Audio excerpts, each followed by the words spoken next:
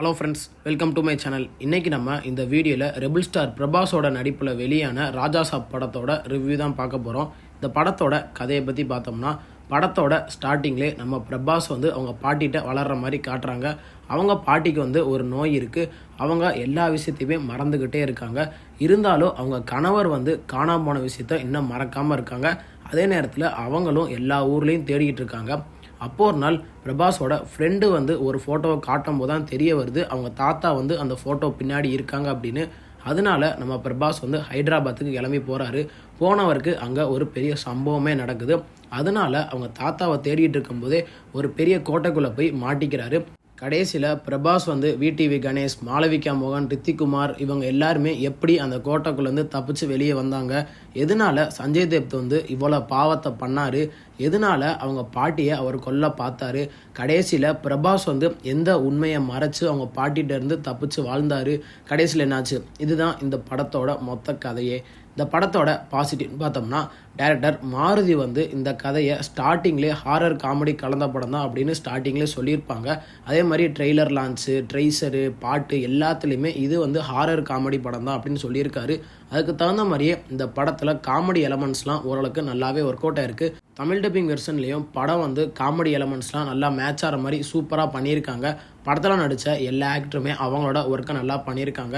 முக்கியமாக நம்ம rebel star பிரபாஸை பற்றி சொல்லவே தேவையில்ல. அவரோட நடிப்பு எப்படி இருக்கும் அப்படின்னு நமக்கு எல்லாத்துக்குமே தெரியும். அதே மாதிரியே இந்த படத்தில் டான்ஸாக இருக்கட்டும், எமோஷனாக இருக்கட்டும், ஃபைட்டாக இருக்கட்டும், அது எல்லாமே பிரபாஸ் சூப்பராக பண்ணி கொடுத்துருக்காரு. பிரபாஸ் ரொம்ப வருஷம் கழித்து இந்த படத்தில் டான்ஸ் ஆடி இருக்காரு. எதுக்குன்னா, இதுக்கு முன்னாடி ரிலீஸ் ஆன எந்த படத்துலையுமே அவருக்கு பெருசாக டான்ஸ் ஆடுற மாதிரி எந்த பாட்டுமே இருக்காது. கடைசியாக நம்ம பாகுபலி படத்தில் தான் பிரபாஸ் டான்ஸ் ஆடின மாதிரி இருக்கும். அதுக்கப்புறம் இந்த படத்தில் தான் இப்போ பிரபாஸ் டான்ஸ் ஆடி இருக்காரு. அது போக இந்த படத்தில் பிரபாஸ்க்கு 3 ஹீரோயின் வேறு வச்சுருக்காங்க.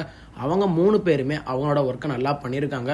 முக்கியமாக மாளவிகா மோகனுக்கும் பிரபாஸ்க்கும் நடக்கிற அந்த ரொமான்ஸ் காட்சி எல்லாத்தையுமே டைரக்டர் சூப்பராக ப்ரெசென்ட் பண்ணியிருக்காரு. படத்தில் அவங்க 2 பேருக்கும் உள்ள அந்த கெமிஸ்ட்ரி காட்சியும் ஓரளவுக்கு நல்லாவே இருந்துச்சு. படத்தில் ஒர்க் பண்ண எல்லா டெக்னீஷியனுமே அவங்களோட ஒர்க்கை நல்லா பண்ணியிருக்காங்க. இந்த படத்தோட மிகப்பெரிய பேக் போன்னு பார்த்தோம்னா நம்ம சினிமோட்டோகிராஃபர் தான்.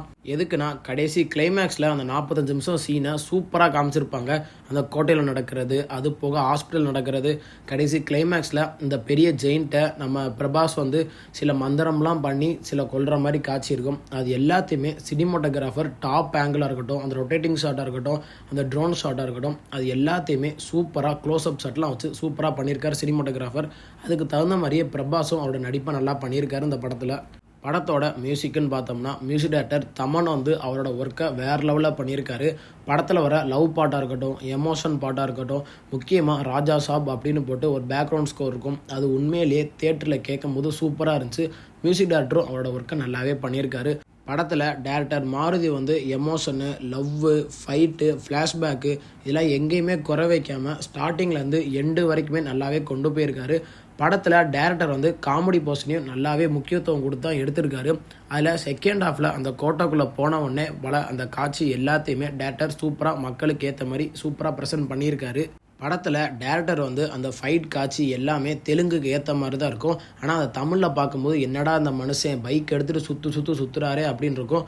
அது எல்லாமே தெலுங்குக்கு ஏற்ற மாதிரி தான் இருக்கும். அதான் நம்ம தமிழில் பார்க்கும்போது கொஞ்சம் கிரிஞ்சாக தான் இருக்கும். படத்தில் விஎஃப்எக்ஸ் காட்சி எல்லாமே வேறு லெவலில் இருக்கும்.